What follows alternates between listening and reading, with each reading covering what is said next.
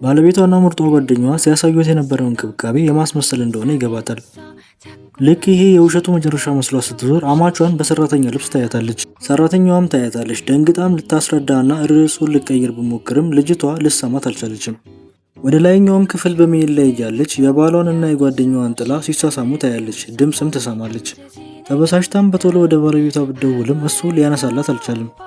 የምታደርገው ነገር ግራ ሲገባት ወደ ክፍሉ ስትገባ ማንንም ታጣለች። ወደ ሌላኛውም ክፍል ልገባ ስትል ስልክ ይደወልላታል። ስታነሳም እናቷ ታማ ሆስፒታል እንደገባችና በአፋጣኝ እንድትመጣ ይነግሯታል። እሷም ይህንን ስትሰማ ምንም አማራጭ አልነበራትም። በፍጥነት ወደ ሆስፒታል ትሄዳለች። ወደ ሆስፒታሉም ስትሄድ እናቷ እንደ ወንጀለኛ ከአልጋ ጋር ታስራ ነበር። እሷም ነርሷን ስትጠይቃት ዶክተሩ ለሁሉም ሰው ደህንነት ሲባል ነው ይላታል። ዶክተሩንም ስታየው የባለቤቷ አብሮ አደግ እንደሆነ ትረዳለች። በዚህ ጊዜ የእናቷ የአእምሮ ህመም መባሱ የባለቤቷና የአብሮ አደጉ ሴራ እንደሆነ መጠርጠር ትጀምራለች።